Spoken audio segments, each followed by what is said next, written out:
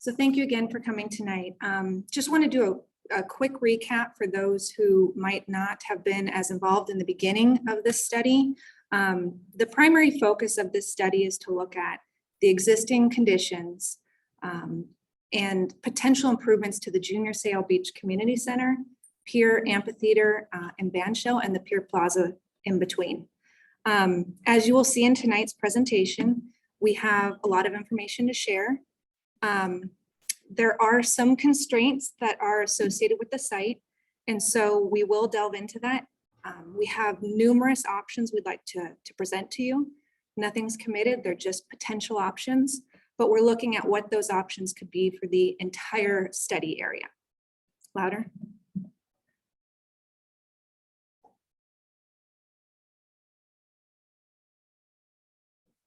How's that? Is that better? Okay. Do you want me to start over? Were you able to? Okay, thank you. So with that, just wanted to give you a brief recap. I'm going to defer to Steve from Johnson Fogro, who is our consultant lead on this project. I want to thank you in advance. We have a lot of information to share, a lot to show you, and I think it's about a 30+ minute presentation. After that, we're really interested in breaking up and having some conversations about these potential options and hearing your feedback. So with that, I'll defer to Steve and we'll begin.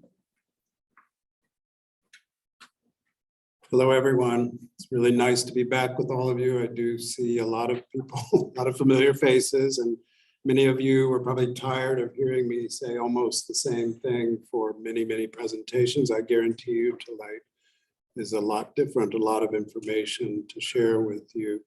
So to sort of dive right in,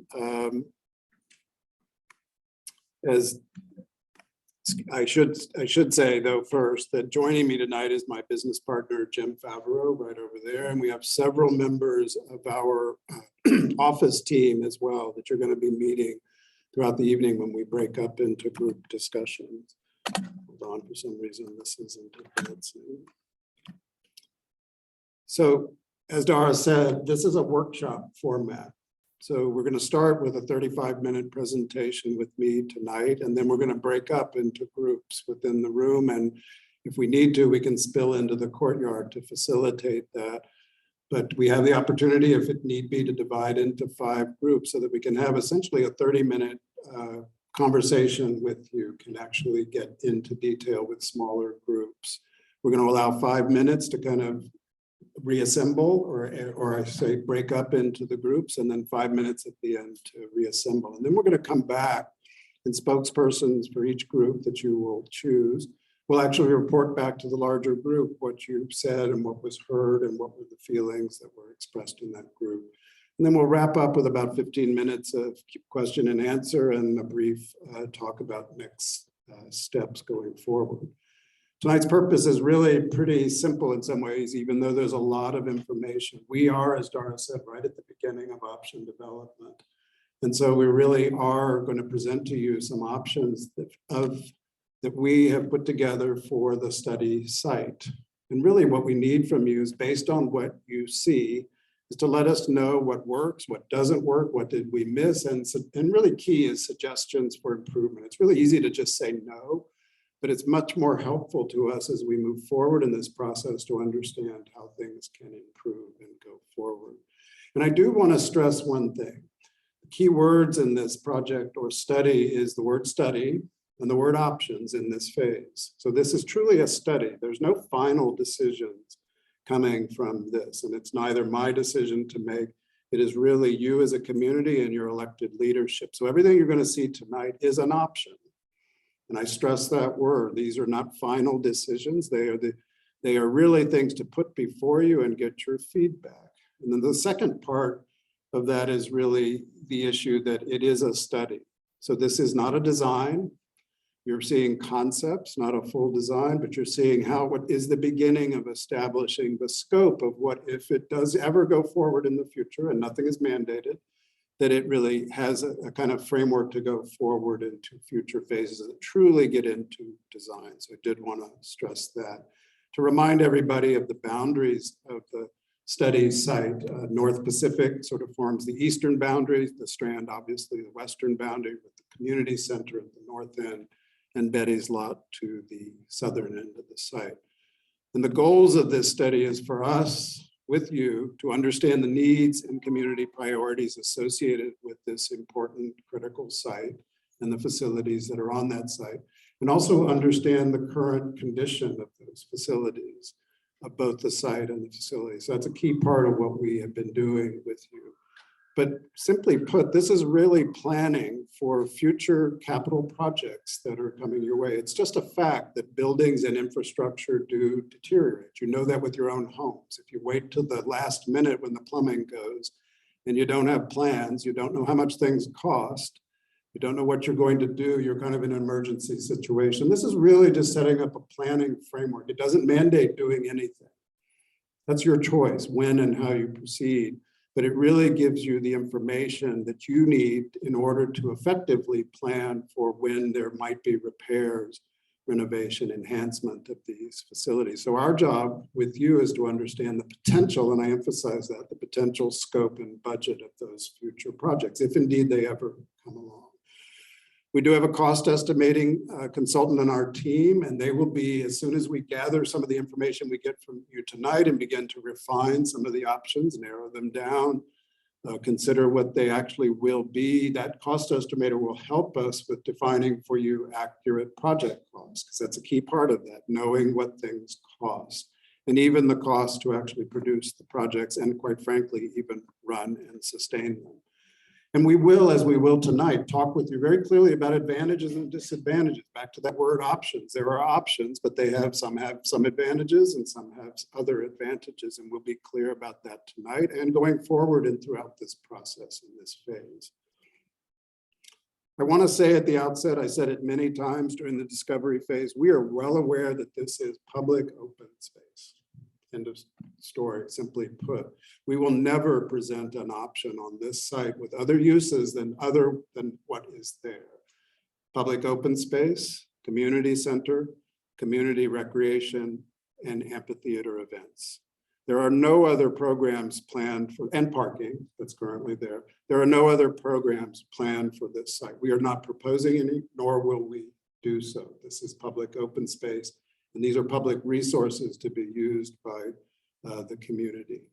So we are going to present to you through this phase a range of options to give you, the community, flexibility to implement what you want to do, when you want to do it, and how you want to do it. This is, again, just a framework. It doesn't mandate a time. It doesn't mandate even doing it.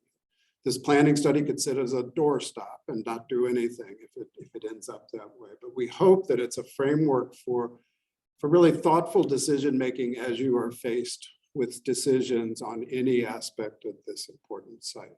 But I do want to add, I think it's critical. Jim and I do a lot of public work, and things don't happen unless there's consensus and support for them to happen from you. So we hope that this process, that we together can build a consensus, actually build enthusiasm for what might come in the future when that day may come. I do want to remind people, I saw some people in the room who were talking to me, we did have an extensive outreach phase, 10 community meetings, all of your commissions and committees we presented to between August and December of 2021.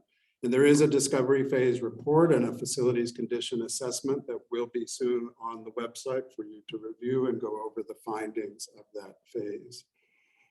And next steps, just super briefly, following this meeting, we plan to go to Parks and Rec Commission on June 7th. And then we are proposing a second community meeting like this. We'll come back to you. This is the first of 2 in this phase. We'll come back to you.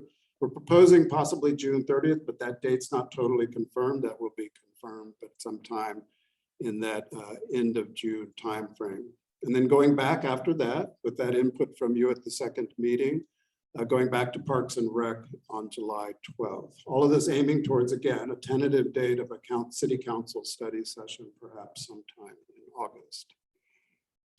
So I think it's also important to step back. I know I heard a lot, and I said many times that I heard something new almost every one of those presentations. You were bored hearing me. I know I said the same thing for 10 presentations, but I heard something new every presentation. Just a quick summary. These are kind of from my notes and things that I heard. We heard so clearly, do not change a thing.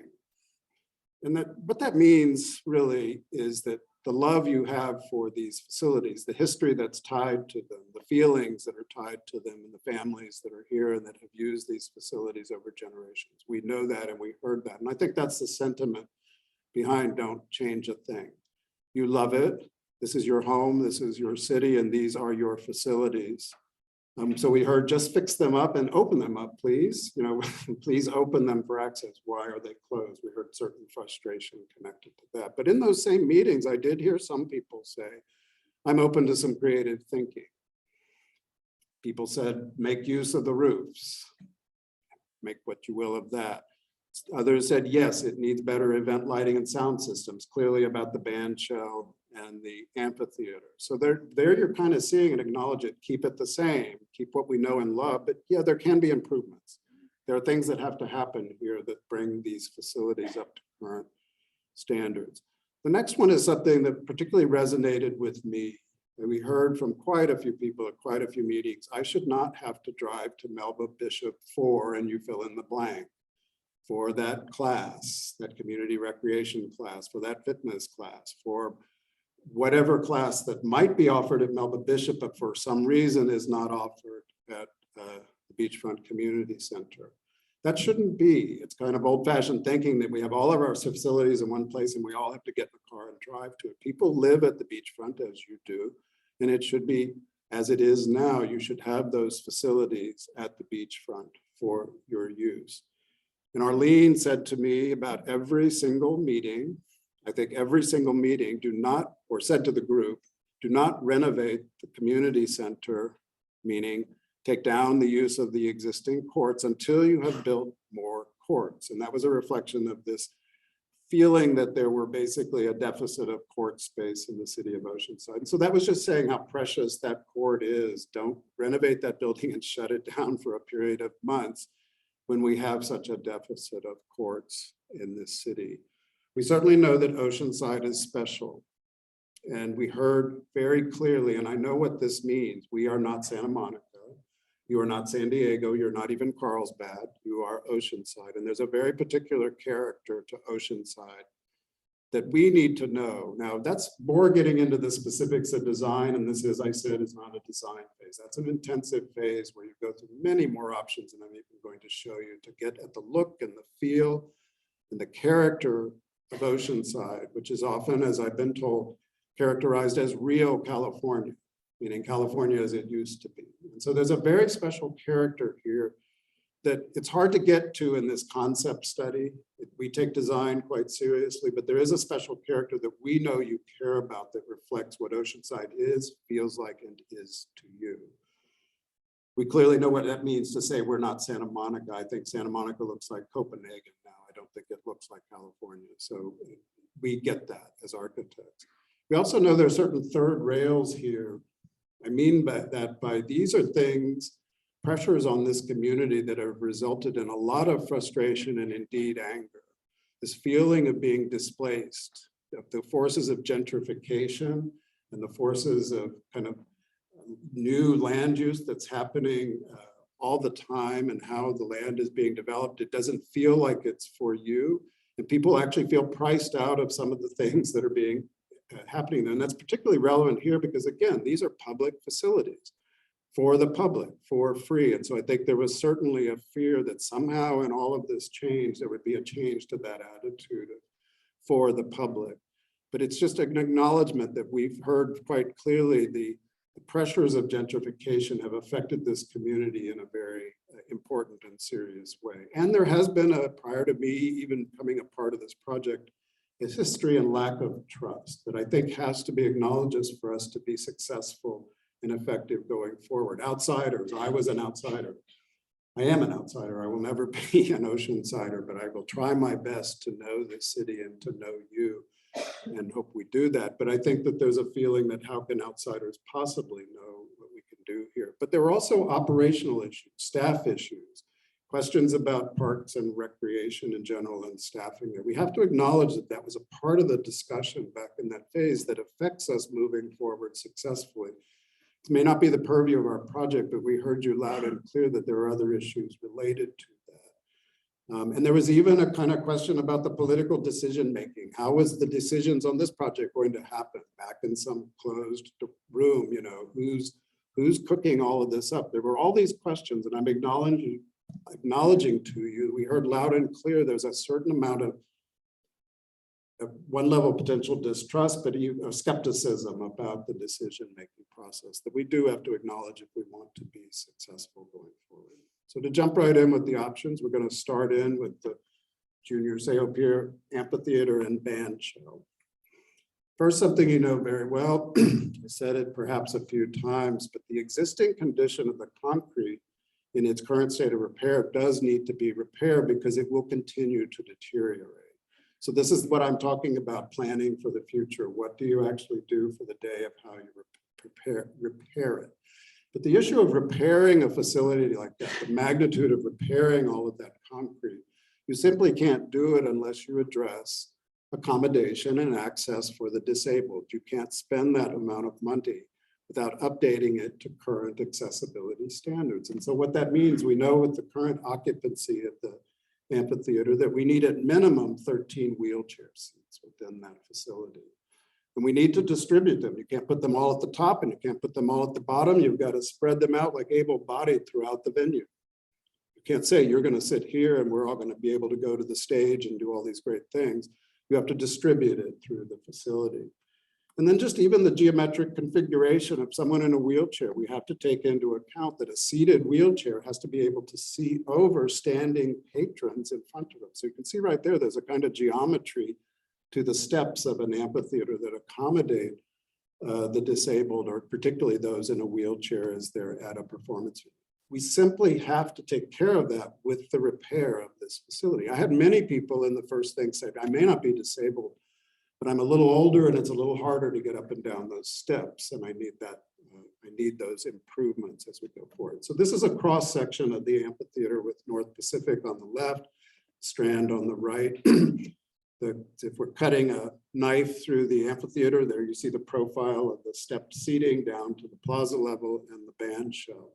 But it essentially has to be rebuilt in this way so that I can have wheelchair seating at the high level as member equivalency, and wheelchair seating at the mid-level, and wheelchair seating at the stage level. I need to provide that accommodation within that, but it's not just that. With current codes, there are things connected with aisle width in terms of safety. I think many of you have probably been in the amphitheater, and if you have to leave in a hurry, and imagine getting out of those narrow aisles, it's not as safe as current standards would require. So there actually are code requirements in terms of the number of people in a row and how wide the aisle is to get by them. So we simply have to change what we call the rake, or the steepness, if you will, of the amphitheater to bring it up to current code. And that's also an issue of comfort. Just to say, and we heard that as well, make the facility more comfortable as well as we potentially move through it. The band shell itself is about 24 feet tall. And you can see in this image, it's doing incredible work, but often the infrastructure that supports a vent just kind of has to hover and be hung outside of the existing band shell. You see the speakers there on the left, equipment's always kind of moving outside of the stage volume. Clearly, rigging has to often be built for just the simple function of getting lighting on a performer's face at the stage front. So you have to, every time that happens, build the rigging, bring in the lighting, bring the speakers. It's very typical of the kind of events, whether they're community events or actually concerts and other kinds of events, that basically there is overhead rigging supplied that supplies the lighting and the sound equipment already generally in place so that you're not building that rigging over and over again. And you see, you've had many occasions where the rigging exceeds the height of the band shell itself, the equipment spreading out to the edges, and even the creation of what we call a sound mix station to control the audio and the visual connected with any event has to be created each time. As we consider what we do with repairing this amphitheater, how to bring it forward to accommodate the technology that supports the community events, supports the festivals you currently have there, as well as the other events that's a necessary part of this.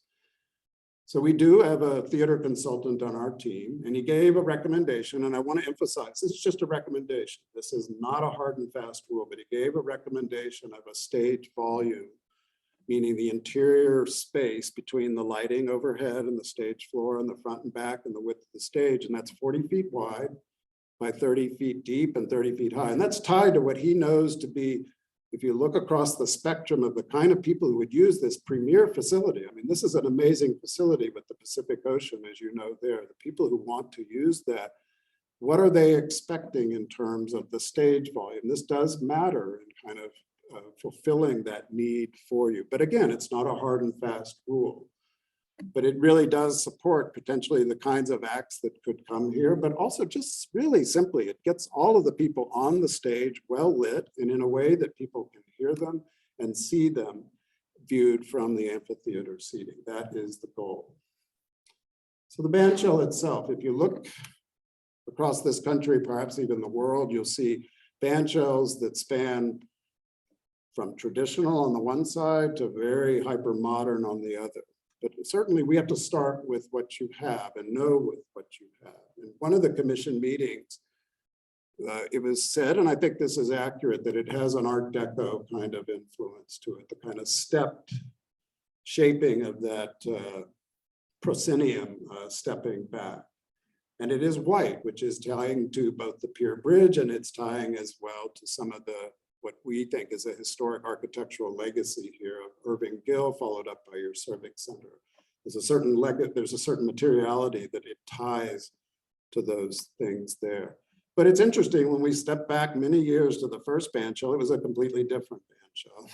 Much loved, I'm sure, by its community in the time, but it was even replaced by a later bandshell at the other time. But what I think is most interesting when you look at all of those bandshells, including the current bandshell, it fits so nicely into these incredible community bandshells across America that were primarily built at the beginning of the last century. And they were kind of significant architectural pieces. They were prized places, often in wonderful locations like yours, not huge in size, generally modest, but certainly important civic places. And we think that's what the lineage of what all of these bandshells that you've had in history, along with the one that you have. There's one nearby here, some of you may know, this is the Redlands Bowl. Not a big facility, but it hosts an incredibly robust summer concert series.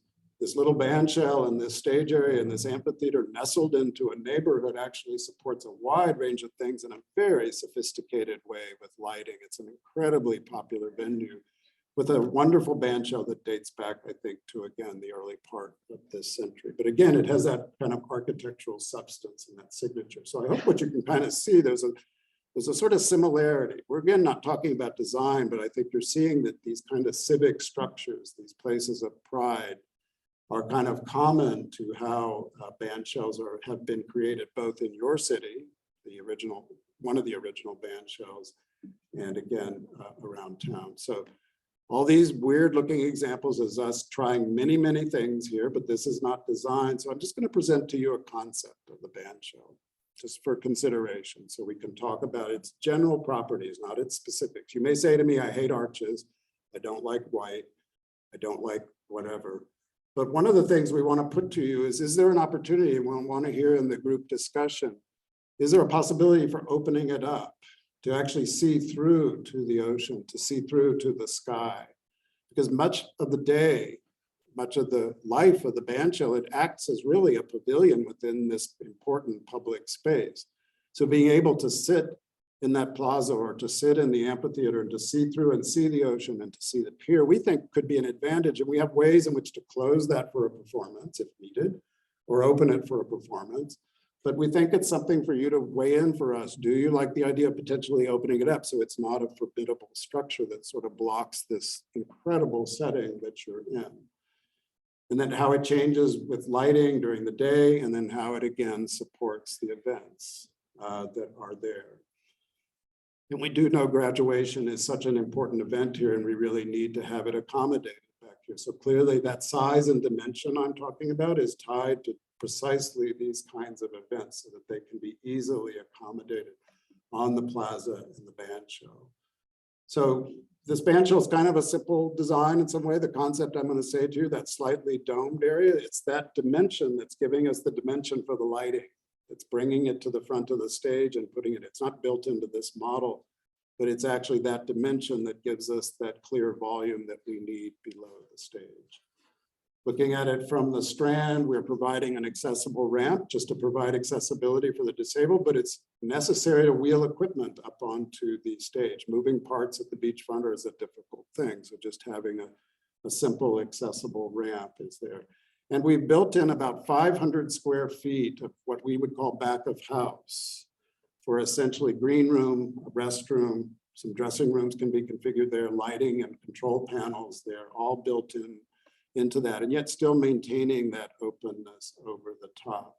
And then building in even additional storage. We've heard over and over again for all of the events, the festivals, that having storage on site available to you. So back built in under the seating that I'm going to be showing you is additional storage as well.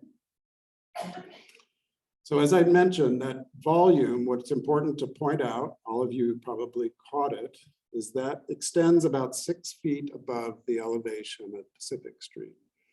And you have Proposition A that I know you all know about. And that's essentially requires, were you to say that, yes, a recommended height is important to me, and therefore we would need a vote of the people, go back to a vote of the people for a specific exception or a specific amendment to this particular site for the band shell. That's your choice. That's not my choice. My job is to say to you what the recommended volume is, but we can't just leave that with you. We're going to show you an option that's reduced height and that's capped below the elevation of Pacific Street.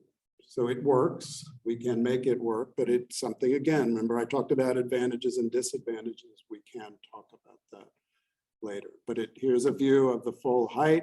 There's really a 6 foot difference, and it's precisely that domed area, if you will, that shallow dome that's accommodating that lighting. Here it is at full height, the recommended. There it is at reduced height. But one of the consequences of reducing the height is we need to add some additional pole lighting, because I simply don't have the geometric distance to get the lighting on the front faces of performers. So you see those slender poles that I'm pointing to in the slide there. We need to add some slender lighting that essentially lights the stage front. If you look closely at the Redlands Bowl, that's precisely what they do. The lighting is kind of outside, kind of looking back at the stage. Just a detail to talk about as we talk about advantages and disadvantages. So again, the lighting is kind of in the recommended volume, nestled up into the domed volume, if you will. When it's brought down lower, we simply felt that by extending that lower elevation, we cut off from view from the higher seats, we make the aperture, the proscenium, if you will, of the stage too small. Looking down from it, extending that eyebrow, if you will, to get the lighting out front. And it just made it bulkier. And the point of this option is to make it a less bulky band shell. So hence the addition of the slender light poles, which would provide lighting to the front of the stage. So again, looking at the taller recommended volume as compared, it's really a 6 foot difference, and it's for you to tell us your feelings on that, which one of the things we do want to hear about that. It can easily, again, support performance. There you see the two compared. Again, the reduced height volume, accommodating graduation, comparison side by side for events. So that is one of the options we're asking you to help us with your feelings on in terms of the compromise or the willingness to engage in a vote of the people to talk about Proposition A for this one location. Your choice, certainly not ours. Talking now about the amphitheater itself, the seating. We start with just the capacity. There's currently 1,500 seats in the concrete benches, and about 1,000 we heard from staff typically is the capacity of the plaza level or the strand level for a total of 2,500. We're going to focus tonight on two options, an A and a B option for seating. Both are generally close enough to be basically the same. So the nice news is we're holding to the same capacity, even though we've had to reconfigure it for comfort, for safety, for code, but we've held on to it and we've added those wheelchair seats that are necessary for us to add going forward. So we studied 4 configurations. I'm going to start with 2, option A. And again, we're going to ask you to weigh in on your opinion versus A and B when we get into group discussion.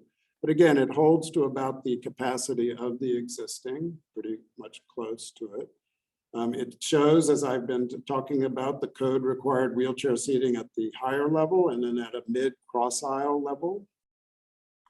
We do have to provide, I should point out in the corner, and I'm going to talk about it a little bit later, a disabled access site elevator. We need an elevator to get that. You have to get from the street to your seat, meaning to a wheelchair seat, from your wheelchair seat to the stage at the Strand level, going the other direction. I have to get you to the restrooms, parking, etc. We'll talk about it in a minute, but what is proposed is essentially a site elevator that you see on to the right there. So I'm going to look at it now from the top down, a kind of bird's eye view of the amphitheater seating and sort of take it apart level by level, starting at the top. So one thing we heard was potentially widening the sidewalk. And this doesn't mean widening and encroaching into the bluff. This means within the public right of way as it currently exists, just reducing the landscaping so that we can increase the paving. And one reason for that is that you can tell us your preference on that, is that there's a lot of people coming and going for these really big events, for Ironman, for any other of the ticketed events, any of the festivals, a lot of people coming and going that are constricted to a relatively narrow, in the current condition, paved sidewalk.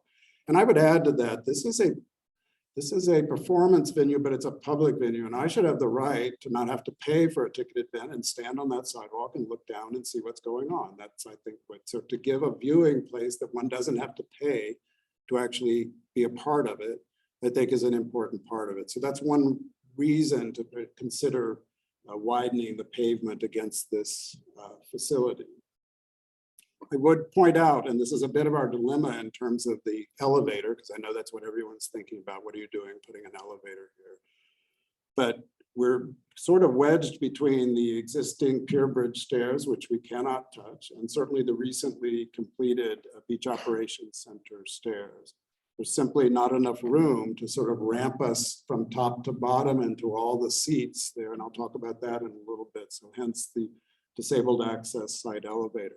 But it does extend 13 feet 4 inches, because that's how elevators work. They have an overrun. So it's another structure that's actually above or extends within that zone of Prop A. So there would need to be a vote by the people to essentially allow that exception to provide disabled access to the site. Now, we're also showing with this option on the 2 sides of the amphitheater seating, 2 larger terrace areas, because again, back to the idea that a lot of people are entering and exiting this facility. So off of the public right of way, off of the sidewalk, there are kind of terraces for such things as check-in, will call, just the movement of people in a concentrated way entering and leaving a performance, we think would require that. So here you see a view of one of those terraces on the left with the site elevator, just for like check-in for graduation, with the number of people that are kind of arriving at one time and have to make their way into the venue. So we also think it's just a nice way to enter the venue. You kind of come to that point, look down to where you're going, look out over the scenery, and maybe see what you're entering and move down to it. So again, distributing the wheelchair seating at a cross aisle at mid-level and at the high level, accessed by ADA ramps. Building in, we're now cutting down a level, sort of cut the plan level down. So we're looking at that cross aisle level that links the disabled access elevator to the mid-level wheelchair seats. And it's at that level we would build into the amphitheater the sound mix station. And we did that without, again, losing seats compared to existing capacity. And then going 1 level further down, well, I should add, restrooms are kind of built in under the seating. And these are restrooms, so people can just get up and not have to leave the venue totally, but just go to a restroom and come right back out to their seat, as would be typical in any kind of amphitheater or bowl setting. And those restrooms, when it's not used for an event, can just be shuttered and secured, so they're not open for any other kind of behavior, et cetera. They don't have to be open all of the time. And then building in some additional storage, because again, storage is what all of these facilities. When you get down to the Strand level, More restrooms, again, for the people that are in that lower section to access restrooms there and also have access to the disabled access elevator. So again, entrance and exiting, will call, looking at it from the other direction, those extended terraces that extend off of the sidewalk at Pacific. But we did hear, and we did think it was important to look at another option that sort of has less bulk and pulls back those terraces. Essentially brings them back to a minimum. It turns out that that option, which we're calling option B, we will want you to weigh in on, provides even a little bit more seating, about 2,600 seats than the 2,500 there. So starting back with where we last left you with A, remember those big terraces, this option's all about just pulling that back to a minimum, just enough to get into the elevator and get to the ramps that take you to the seats. So it's reducing that by 17 feet, essentially pulling that back. And then the profile of the bluff is sort of, you see with those sloped planting areas, sort of mimicking the adjoining coastal bluff built in there. So this is a scheme that's essentially pulling back those terraces to essentially reduce the bulk. Here's the first option I showed you, A, with the entrance and exit areas for managing a lot of people, essentially pulling it back to as slim as it can be to just get you off the sidewalk, into the elevator and into the venue in a minimal way so that the profile can essentially remain very close to what it is today.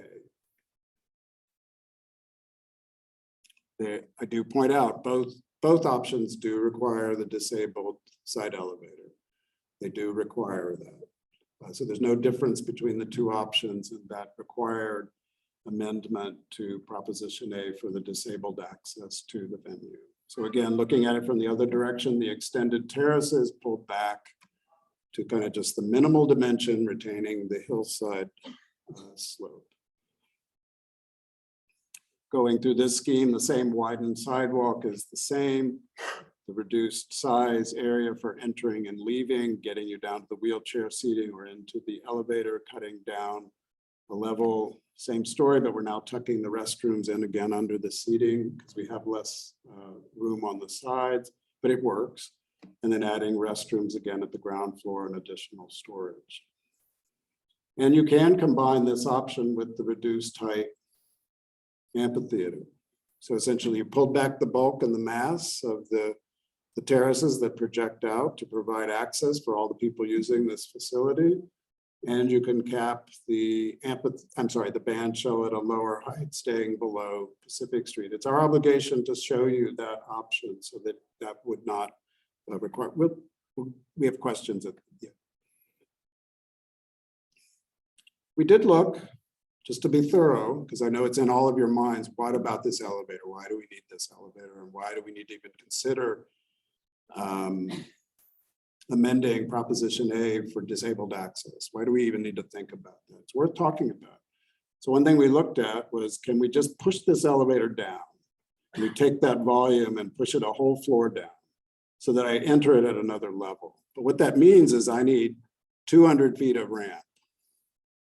200 linear feet of ramp to get 13 feet down to access that elevator. And to do that, I lose 300 seats. I lose 20% of your seating capacity just with circulation, just to get me to the elevator that provides me access. And besides, it's not a very friendly, in fact, it's a quite mean way to tell a disabled person in a wheelchair, you've got to go 200 feet trucking up and down this ramp to get to the elevator that's supposed to provide you access to this facility. So for those reasons, primarily because of the capacity and the fact that I don't think it's feasible for elderly or wheelchair-bound people to navigate a 200-foot ramp, we think that this is not an option that's really worth considering because of the loss of capacity at the venue.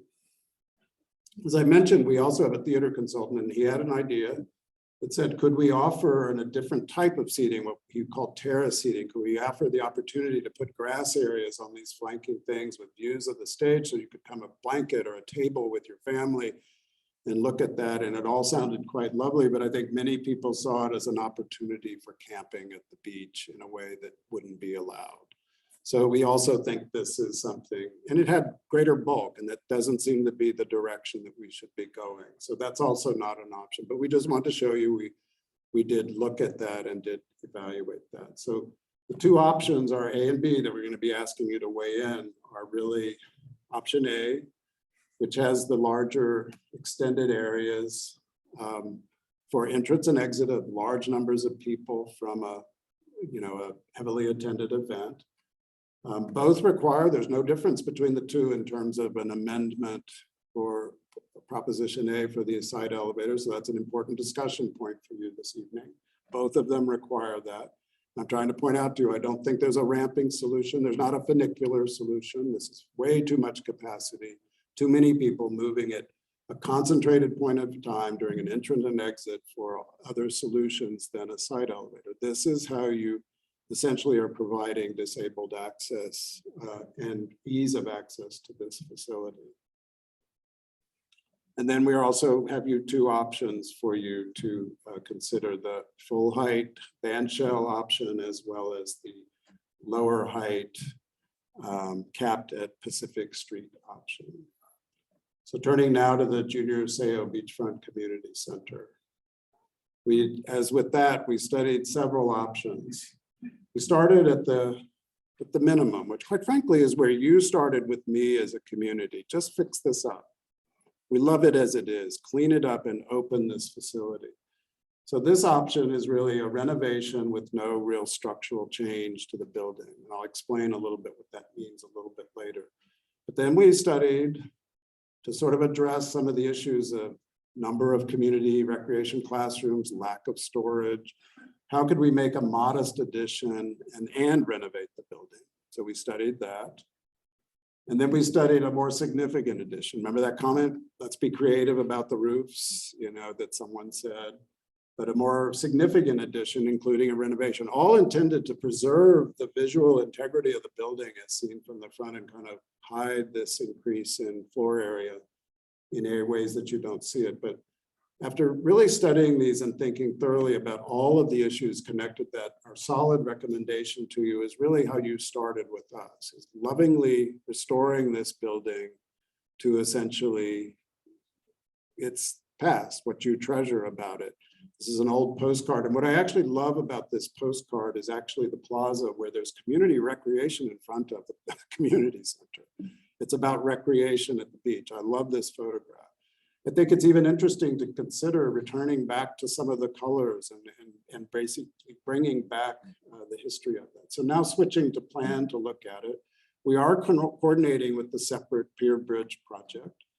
So we do know that it's anticipated, not decided yet, that basically they have to create their own ADA ramp to provide disabled access to the pier. So they have to get down the hillside of some distance to basically get to their elevator, which provides access to the pier. So that's something that's being contemplated, not settled yet 100%, but being contemplated. So we, in coordinating with them, have shown that here.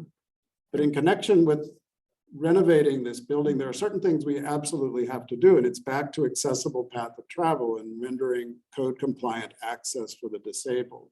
I have to get you from a disabled parking space to the entrance of the building. That's an obligation of spending any money on this building. So we have to remove that electrical transformer and create a safe passage along the sidewalk, code compliant from the disabled parking. We will end up, when we add the van accessible space we have to have there, we'll lose one space, but I think we have other ways to add to that space operationally in terms of the other beachfront parking there. We would say that part of this renovation has to include the gutting and replacement of the restrooms with, kind of new restrooms that essentially accommodate the disabled, but also have sustainable water fixtures, et cetera. And then we really can go quite a long way with cosmetic, non-structural improvements, repair of the building systems, even replacement of the glazing to let natural light into the building, to essentially bring it back again to an amazing version of itself, go back in time to its history, sort of back to the future, bringing it forward with potentially new windows that actually let light into the building so you can tell what time of day it is and you can actually feel like you're at the beach. Addressing with signage, the legacy, the naming of the building, making it more prominent, and even using the public art as a way, part of the wall that's completing the pier bridge ramp could be an opportunity. We heard this in the thing for public art, for murals to be created on the site, even I think a statue. Cleaning up the plaza and opening it up for all of the events that are programmed in the community center so that it is an effective plaza connected to it. So here you're seeing an aerial view. And so it's really lovingly restoring this building to what it was. And I think that is what we heard from you. Keep the building as is, with many said a refresh, as many of you certainly requested. Keep improvements to minor improvements, stay away from structural, because essentially touching structure in this case means I have to rebuild the whole building. It's just like the pier in that regard. If I touch the structure, I own it and I have to rebuild it. And the magnitude of that is going to trigger a lot of things with your California Coastal Commission in terms of what we're doing. So by staying below the radar, if you will, there's a lot we can do with this building in terms of improving finishes, improving systems, putting in new glazing, updating it, refreshing it, bringing it back to a period where we give it new life for the next generation. We think that's our clear recommendation for you, to stay below that threshold that will trigger the kind of scrutiny that we do think will be an issue. But it's super important to point out that even we do all of that and make those investments in that building, we are still have an undersized gym and we haven't changed the amount of court space with this facility. And that's fine, can't do it all here, or would we try? And there is no increase in recreation classrooms. I can't change the size of them because, again, if I touch them, I touch the structure and I trigger essentially anything I touch, I have to rebuild. And at the sea level location that it is, foundations of rebuilding there and all of these things, these are the issues. So no increase really in the recreation classrooms in terms of quantity or size. And then the thing is, the building still remains at sea level. And so prudent planning for anyone really has to understand, what does that mean for us as we move forward? I know what it really means. That's off into the future, and it is worth investing in this building to bring it forward. We just have to understand that at some point there can be intrusion in there, and that will change the condition of those. And then importantly, as far as the California Coastal Commission, that projected by the year 2100, just a projection, there could be 7 feet of eventual sea level rise. These are just factors as you consider your investments in this building. I'm going to say to you clearly, 175 years, 100 years is a long time from now. We can really extend the wonderful life of this building, and maybe nothing will ever happen to it.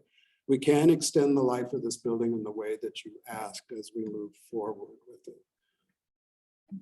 So we do think that is the recommendation for this building, and that's a lot to do it that we think is in complete keeping with how you said to us of how we can bring that forward to the next generation. Now, the next thing I'm going to show you, I'm going to say right off the bat, this was not identified as a community priority, a community interest, a community wish list, nothing. You wanted to do the amphitheater, or we wanted to study the amphitheater and the community center. But while we were at it on the study to be comprehensive about this, and the issue of how, if I said to you with the community center, I can't increase the number of recreation classrooms, and I can't increase the court space, we wanted to take a look at what could we do in a sustainable way that reflects sea level rise and all how one builds at the coast to potentially anticipate that. What could we possibly do at Betty's Lot and provide community recreation and public open space? So I'm going to start by just an aerial view of the lot, which is essentially 104 parking spaces when the Beach Operations Center is complete. So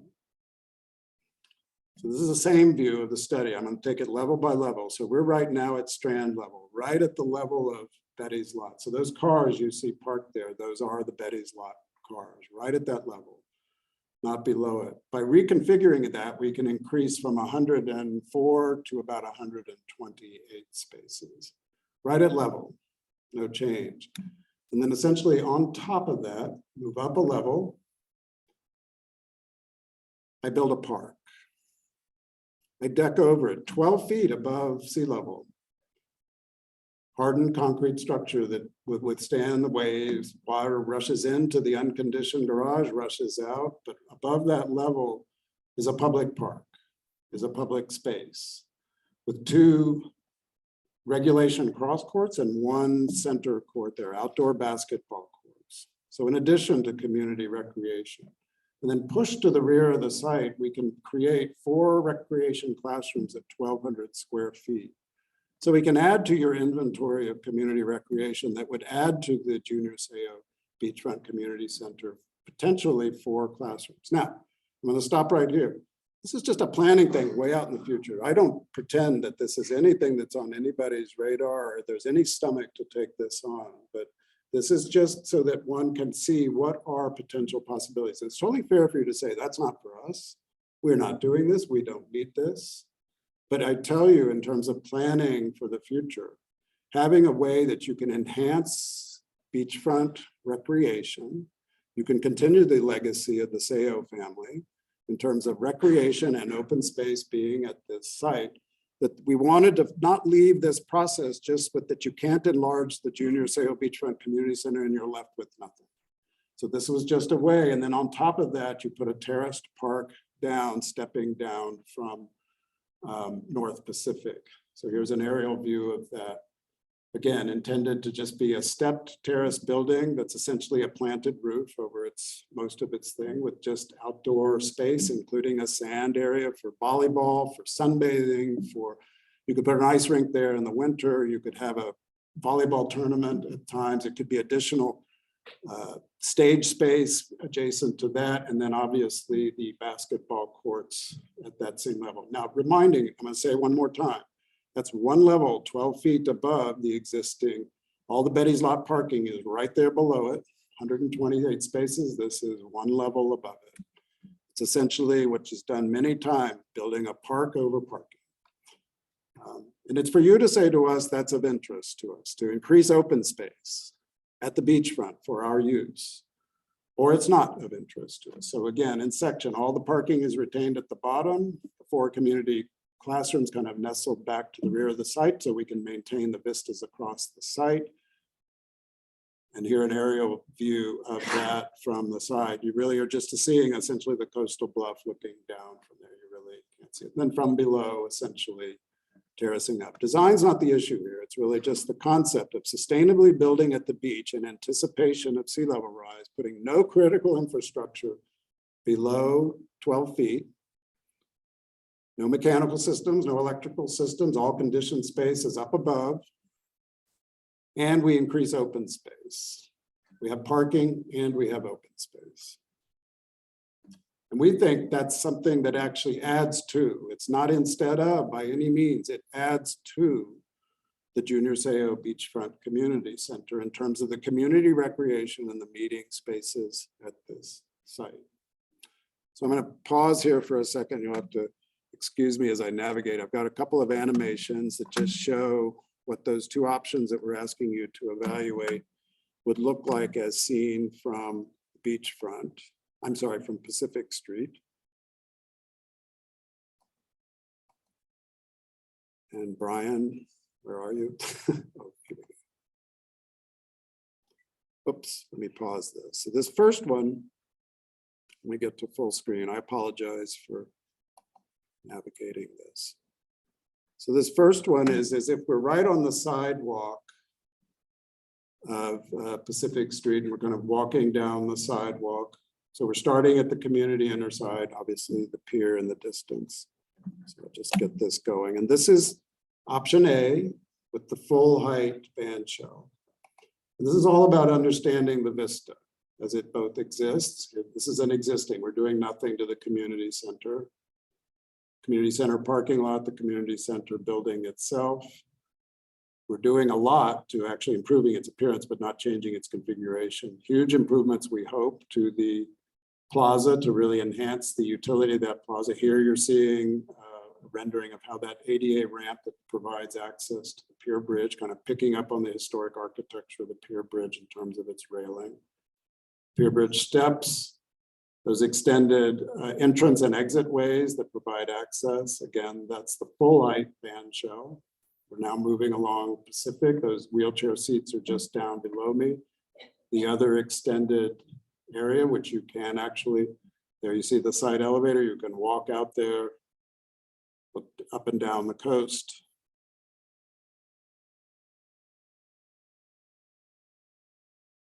Beachfront Operations Center, or the Beach Operations Center, I should say. Again, the side elevator. It is a building, it's totally enclosed, conditioned. Stairs down to the Beachfront Operations Center, and then the open space allowing access between the open Betty's lot parking lot below and the vehicles that have to access the Beachfront Operations Center. And then essentially the terraced recreation of the coastal bluff looking out over, maintaining the complete vistas of sand, water edge as seen from Pacific Street, the new outdoor basketball courts, and then ending up in a moment at Seagaze Drive. The second animation is of the option B. Remember I said we pulled back the terraces and we have a reduced height. So now I'm going to show you that one.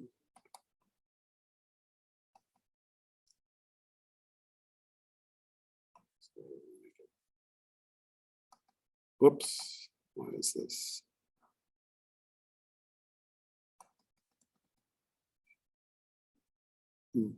Just 1 second. Oh, there we go.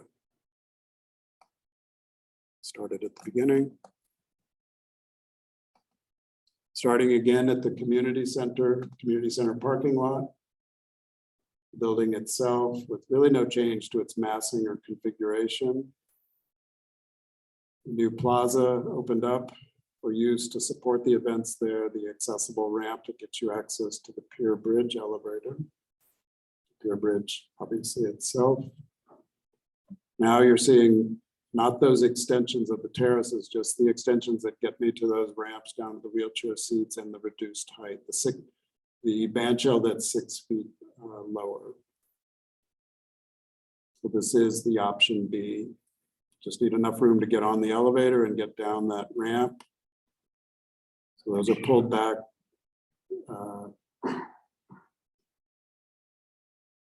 You see the elevator again, and really Beach Operations Center, and nothing different with regard to the study we showed for Betty's lot. Open again to the Beach Operations Center and the parking so people can leave and enter the parking easily. We have no need for a side elevator there because I have a lot of room to do ramps. So it's like a beach trail system that gets you down to that park and back up. I have no elevator there.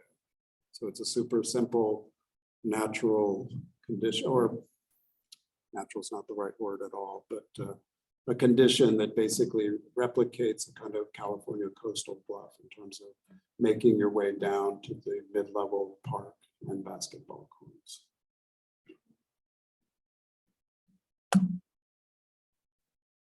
And then Seagaze Drive. Sure.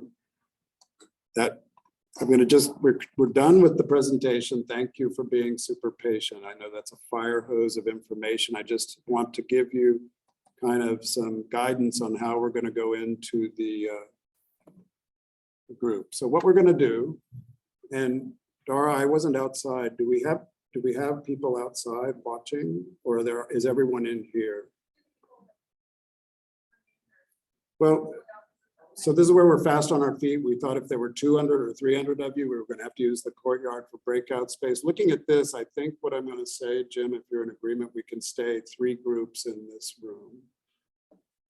So rather than dividing into the additional 2 groups outside, we're going to stay in this room. So what we're going to do is take this room and just divide you into 3 groups. And all that really means is I'm just going to ask this side of the room kind of roughly to move towards this corner.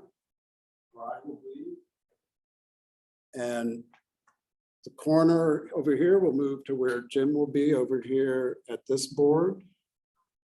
And then the back half kind of moving back, clustered around Brian Davis. These are all people in our office. Each of these places, each of these stations will be assisted by members of our team who you'll meet at those stations. And we have, as you can see, board images for your reference so that things you saw in the presentation you can reference. We have a flip pad for taking notes.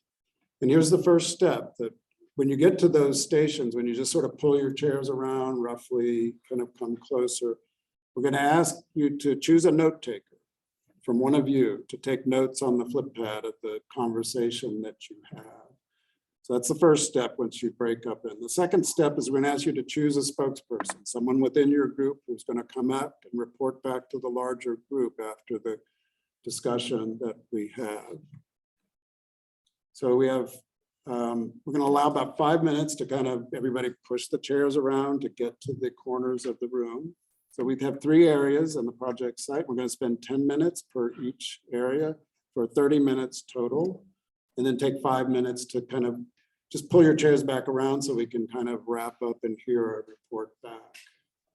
And it's really simple. You can say whatever you want, but we would like to just cover all 3 of the study areas that I presented and discussed. And really what we want to hear, as I said at the beginning, what do you like? What do you dislike? And just as important, what are your suggestions? As I said, it's super easy to just say no all the time. It's really easy to do that. But it was really most helpful to hear what are your suggestions of how any of the things that you've seen tonight could be improved as we move forward in this process. And then we'll wrap up with a report back. The spokesperson will come back up here with the flip pads and summarize for the larger group. What did your group have to say? So this is the workshop portion of it. So 40 minutes, that puts us getting back, reconvening here at just about 7:20, it looks like. No, 8:20. So we'll pull back around at about 8:20. Thank you all for again your patience. And then click display settings. All right. One more time, and then duplicate slideshow. And it resume the recording, so we're good. So if everybody, you can kind of just pull back to the.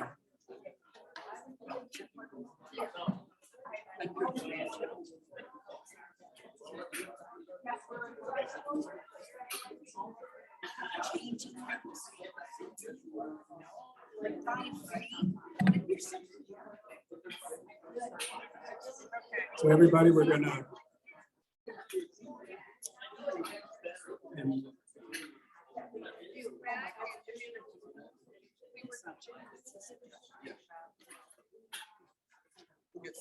Oh, I'd love to. Thank you.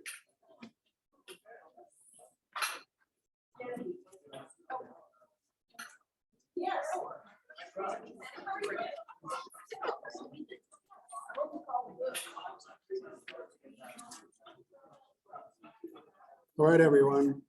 We've kept you here a long time. Let's come back. I'd like to hear. So we're going to start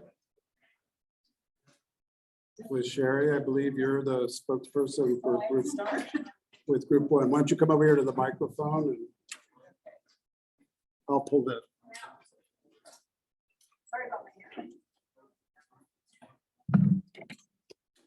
Ours was a group effort, so if it looks a little different, so be it. Okay, so we had some in our group that liked the see-through, the value of being able to see the ocean in the background and enjoy that. But on the other hand, we had someone who said the stage needs to be solid, not open walls, due to the ability to acoustics, to hear the music, right? And pardon me? Well, the wind, sand, of course, and all that would interfere with the venue itself. Also, there was a suggestion to move the green rooms underneath the band shell itself, build some area underneath so that you can change and do that, and also add storage under there for the various items that are needed for whatever the venue is. Someone said they'd like to see food vendors down in this area. And we had a consensus that didn't the current configuration, the band shell itself has really no connection to Oceanside's diversity, right? As when you're looking at our current band shell or comparing them. We didn't feel that we were compelled to go to a city ballot on Prop A in order to build an elevator off of Pacific Street. So we were looking at options to be able to create that access, ADA access, without encroaching on building that would push us into a citywide expensive vote. Let's see.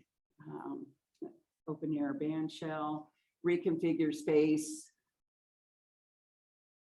Oh, we thought it would be a good idea to put a ramp behind the Beach Community Center to feed into an elevator underneath or inside the pier area. So that would be actually access available to both sides of the pier instead of 3 elevators. Okay.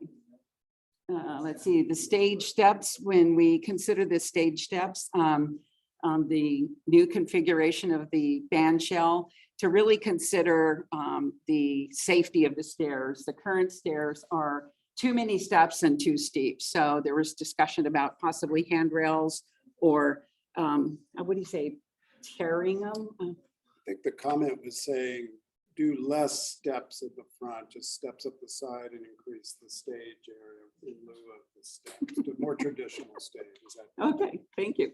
And the band shell should be lowered to keep the historic value, which kind of goes with the one thought it was okay being tall, and there was a larger consensus that it was too tall. Did I get it? So the community center overall, our group was really excited about it, having it refurbished and prettied up for us. And we love the idea of the mural and the artwork over in the plaza area. We also think the additional lighting is going to be just great in there, refresh the floors, all that, just clean up stuff and make it new.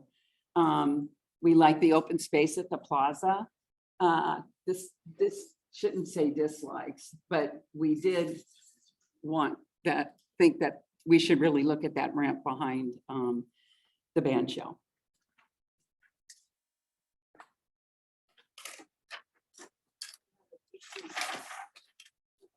Oh, it's community center, excuse me.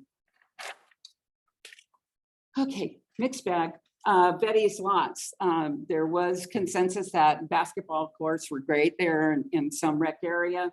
But there was also others who said there's no reason to build over Betty's lot. It's for non-coastal dependent uses, which that area would be utilized for normally, a coastal dependent use and not a recreational use. There's a lot of concerns about parking. Betty's lot, maybe instead of having that second layer to go recreational use, but to actually put parking up there instead, because parking is an issue with a lot of people that try to get down to that area. A lot of people who have special needs that might have better access to parking and access to the area without having to get out and actually get down there. So that was pretty much it on us.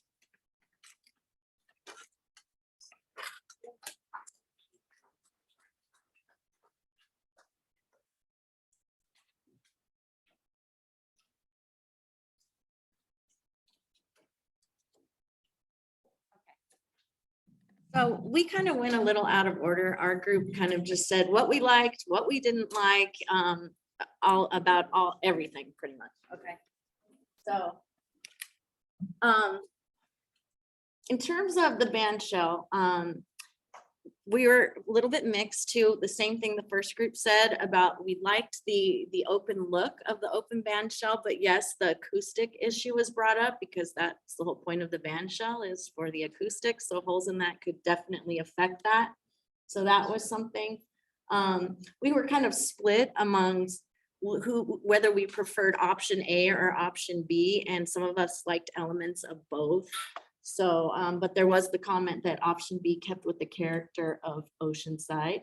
We're also, a lot of us liked the idea of the terrace parking lot with the park on top, but we did have the concerns of parking as well and potentially making that park above, not a park, and have that to be more parking like underneath. Another thing that we were kind of against was having to go to a vote to increase the height of the band shell and potentially the elevator. And I think some of us were leaning more toward the 200-foot ramp, which I know sounds really bad. And I feel bad even saying that out loud. People like the band shell wings, the lower height. There was also brought up about shade covering for concert event goers that are sitting there. If you've ever been to an event there in the summer in the day, you get baked. And the idea was not to build a permanent structure for shade, but to use some type of canvas rigged up to just create shade for that event and then take it down. So I thought that was a pretty interesting one. There was some concerns about the sea level, also the rising sea level, also the sand and wind and sea elements on the elevator. That was another concern. I didn't like the elevator. Cost was, an issue. We're thinking we want to keep costs modest. Yeah, this is probably gonna be really expensive. Ramp versus elevator. Oh, and as roller skating and potential skateboarding area was something that we also thought would be good, even with an appropriate surface for roller skating, like, you would see in a roller rink type, or roller hockey maybe type rink. Free parking, I know that probably won't happen, but we would like that. Increased parking was important.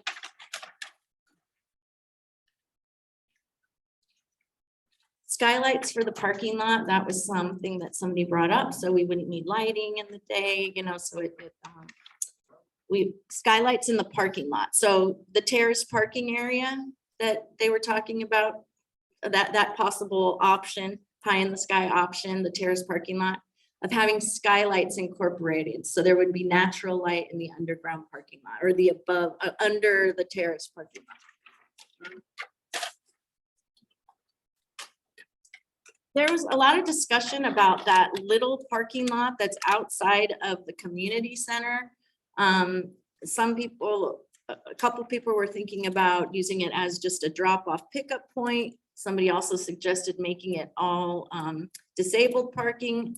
Other people were like, no way, the surfers need that lot. No one's there in the morning, anyway. So we were mixed on that. There was also the discussion of having a phased approach to incorporating these things. So not everything is like shut down at once. And so we could see how things are going along the way of construction. Keeping vendors in the community center, also making sure that, I'm not in the community center, in the areas outside the community center and in the band shell area. Public access was very important. Making sure we had native greenery and plants, so we're not having to water. We also I liked this, the old picture that was shown of the community center with the shuffleboard out front. I really like the idea of having activities out front of the community center, and because you can't even see what the community center is unless you live here and know what it is. You don't know what that building is. So to have activities out front, I think would bring more people to the community center. Okay, and then there was just the concern about if we got everything we wanted, whether it's option A or option B, the timing that it would take to build this. I mean, we've seen how long it takes to just get bathrooms here. I mean, it's been 3 years, we still don't have them. So that was a concern for us. 4th of July, okay, great. But that was like our concern, just how long would it take to build this? And then during that time, we wouldn't have access to these structures. And so that was a big consideration that we had. Arlene. One addition conversation I don't think it made it to the board was that the idea of having like a full court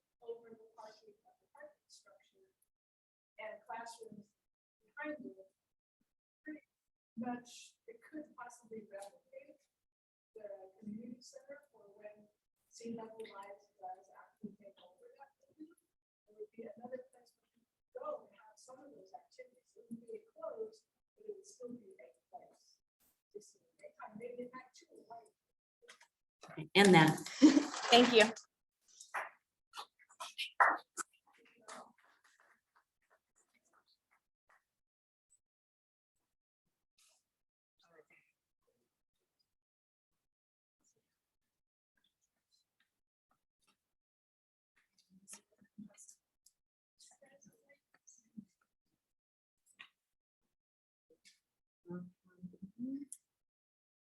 Ours was a little more loosey-goosey. We didn't quite workshop things as much, but it was more of like what we did like and what we didn't like. So I can try. I can't look at. Yeah. So one of the things that we talked about was just the architecture of the building. And I know that this is something that we'll workshop later in different meetings. And we talked about how it's not this is what the architecture will look like, but we definitely feel like it needs to be discussed a lot more with the community and definitely have options that resemble other architecture within the community. Although what was presented does resemble a lot of the Irving Gill.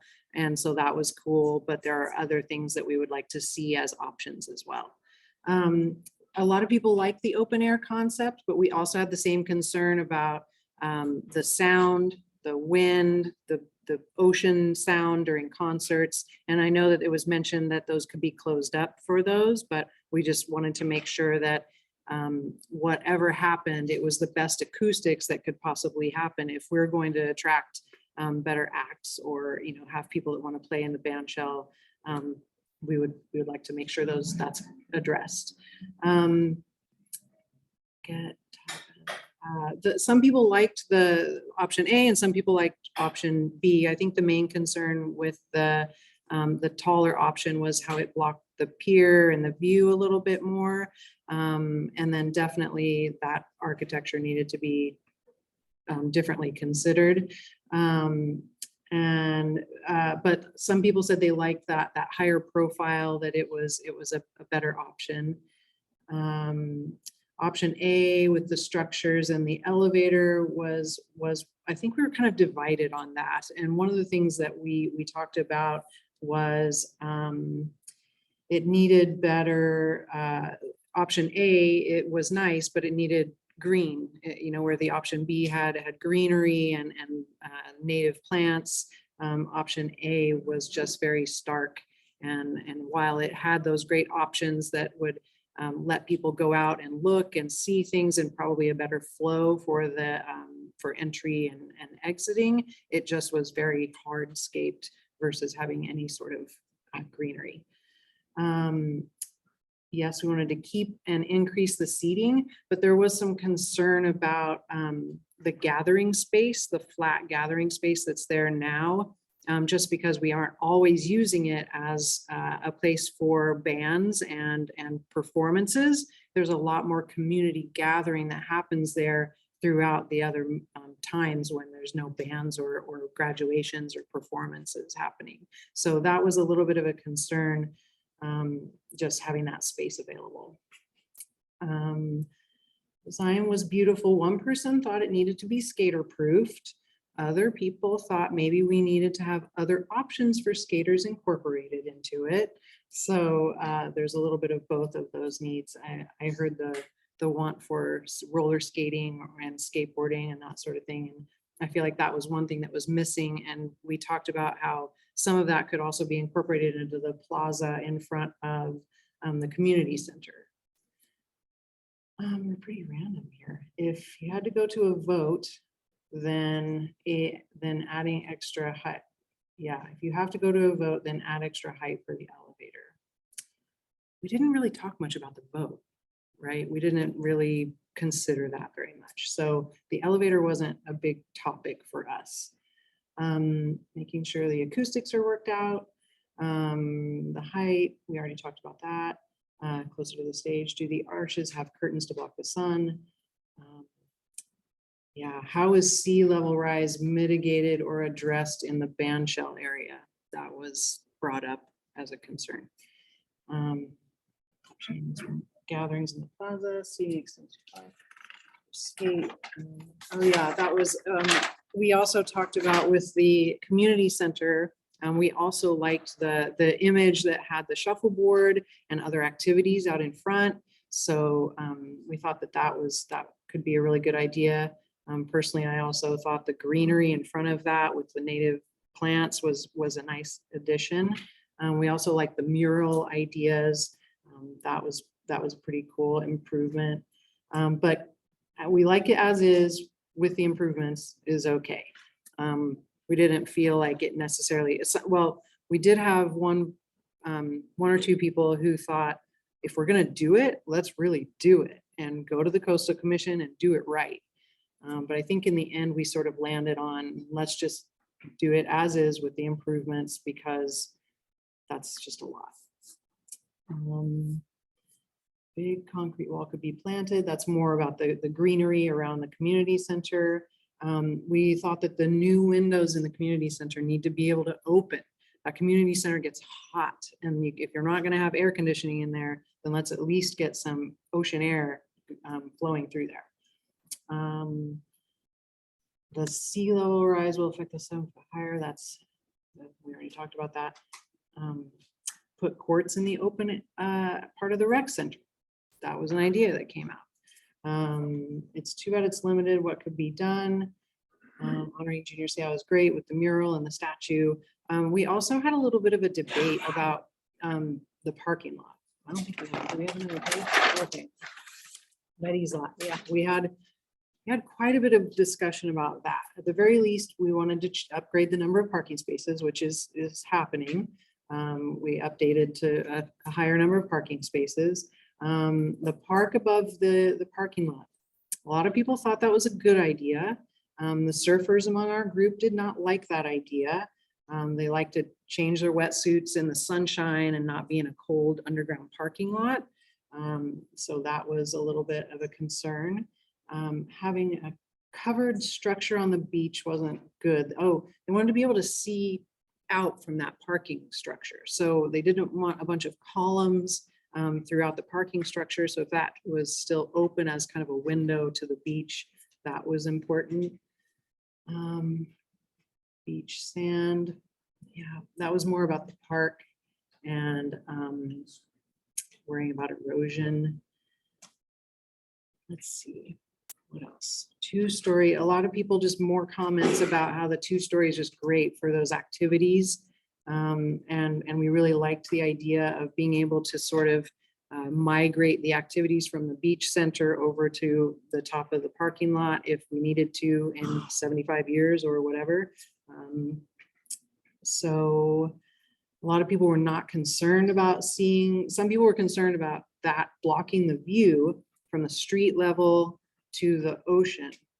And other people were not concerned about that because they didn't feel like that was a thing as it stands now. So that we were kind of back and forth on that. Keeping the parking, oh yeah, open versus all boxed in. People like the additional classrooms and meeting rooms and thought that was great because there aren't really enough right now. And so if we had more, that would be great. And then opportunity for more multi-use courts. Volleyball would be awesome. That was one of the comments. I think that was pretty much everything.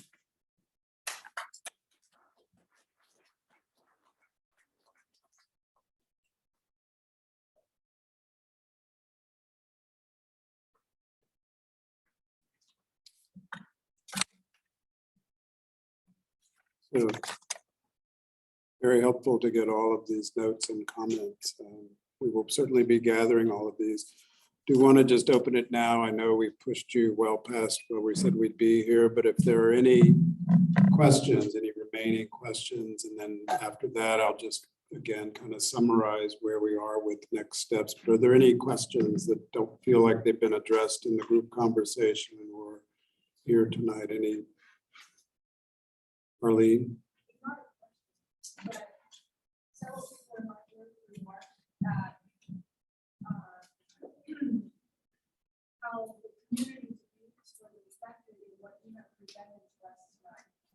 for refinement. And that, you listen to what we were saying and all what we felt, as well as what we were saying. So, that's, It continues. I mean, I think those that have staff, I will say, who've been working with this has evolved based on a lot of comments. What is done, and that's a part of the process. So we take serious. We've got a lot of information here that we are going to digest and try to put it together and understand how we will come back to you and meet with you when we meet again. Yes. I just want to make another comment about the bathroom. It seems to me that in the amphitheater, you guys provided a lot of bathrooms for what, like 2,500 capacity people in that amphitheater. Yet, when you look at the beach, we literally have thousands of people on the beach, and we have these 12 bathrooms that service all of those thousands of people. And I think the bathrooms that are currently being under construction could easily service the Okay, we'll take note of that. Yes.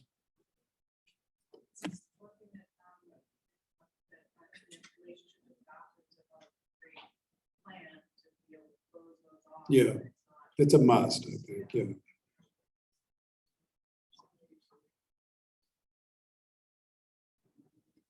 the next meeting, you're going to come up with other options as to what you came up with from what we gave you today. I think what will happen is really refinements or notation, because again, I'll take one thing. Our team takes design super seriously. That's a very detailed process to kind of get at it. So I think what we're not going to get down the road with materials and design, because that's really not the scope of this endeavor. The scope of this endeavor is to determine how much of something, how big, generally where it is, so that we can understand the general scope, the general concept that might position you to go forward in a design process. But certain things that we will look at that came up in the group that I attended, because it is something we hear loud and clear tonight, that a vote by the people is a high hurdle. It's a costly endeavor, and there is concern about that. And so I think it is important that we take an additional look to the idea of ramping down to the amphitheater seating. I heard in all the groups a kind of, I saw one of the notes, so what if we lose 300 seats? In our group, there was even a comment that, well, are we really, is this venue for the kinds of acts that are going to be so large, losing that capacity, or at least understanding the true scope of this might change how one does that. So I think it is worth, obviously, us taking a look, because we realize that's a very high hurdle but having said that, it is certainly, and I think I heard someone say it, she says, I'm actually embarrassed to say I want to advocate for a 200-foot or more ramp. It isn't, yeah, it's an extreme Maybe we ramp. can redesign it so it's not 200, it's 100. Well, you're getting at what I'm pointing out to you, because this is such a big issue and we hear you loud and clear on this. A vote of the people is an expensive thing and not necessarily a precedent you want to go down for any exceptions to that. So it's to basically take another look at this idea of ramping to the amphitheater seats and providing that equivalent access. All the more reason to be more involved and get more people in here to help make that decision. Well, you're the people, It's so, gonna be expensive. pardon? That's all right. Oh, I think it's going to be divisive, and that will set us back. If we can, if there's more of a consensus that we figure out how to do it without going to a vote, that would be more, people would support it, more. And I think that's. One thing that wasn't was the hotel fronts are going to have an issue with late night noise. And I've been involved with some events there where we had night noise in the band shell. And we had to shut down. I mean, 9 o'clock, pretty much it. If you're gonna put a big venue in there with music, something or other, with a headline band or something, they don't stop at 9 o'clock. So you have to, that's something to consider. So size is probably limited for that reason. So we will take note of that comment, absolutely, that it is an operational concern that you have to embrace with this investment or not. So that's a comment that we will certainly record. Excuse me, what is your email address? Because I'm gonna email mine to you. Okay, My email address. My email address is on the city website. And so if you could feel free to email me any of your comments, that would be great. My email address is dwoods, D as in, yes, dwoods. I should know this. You're talking to someone that's, yes, a little technology deficient sometimes. dwoods@oceansideca.org, O-R-G. And if you go right now, I did get some comments and I don't want to interrupt too much, but comments tonight about noticing for meetings, getting the information out. I want to let you know, I've heard that. That's something I want to work on for the next meetings. But right now, if you go to the main webpage on the city website, there's a link that says Beachfront Feasibility Study Meeting, May 25th. If you click on it, it will take you right to the study website. Has all the information on there, my contact information. it reminded me, someone gave me their notes, and if you're willing to part with them, they're super helpful to us. If any of you want to, if you took notes for yourself, if you want to leave them with us, and we're happy to have them. And Yes, it will. yes, and it looks like we're wrapping up, and I appreciate we've been here till 9 o'clock. So thank you for taking the time and being with us. I will be working on getting this information on the city website.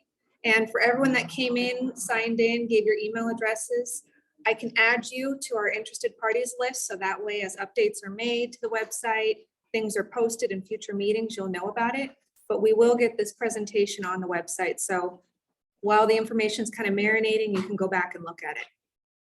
And then, like Steve has on the slide here, the next meeting, we're taking it to Parks and Rec Commission meeting on June 7th.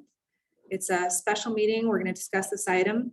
It's going to be an informational discussion item, very similar presentation to what we have tonight. With the inclusion of telling them what we heard tonight. Yes. Can you do a day other than June 7th? That's election night. I got a comment that June 7th is election night. Yeah. Okay, that's something I can look into and see what options we have for an alternate meeting. It might be a little, I'll have to brainstorm with you, Mark, maybe on that one. I will say I did check on the website to see if there's any conflicts, and I wasn't aware of any conflicts on that night, but we'll look into that, and our next community meeting was tentatively planned for June 30th. But I will look into that election meeting that we're talking about. People be voting, that's what I think the point is. It's not like that it's a conflict with what the city has going on. It's that a lot of people might not be able to make that meeting. Yeah. Because they need to vote after. And I apologize, I didn't know there was that going on that night, so I'll have to look at that. I'm a little embarrassed on that one, so sorry about that. But thank you all for coming tonight, and with that, I think we'll conclude. Thank you all very much.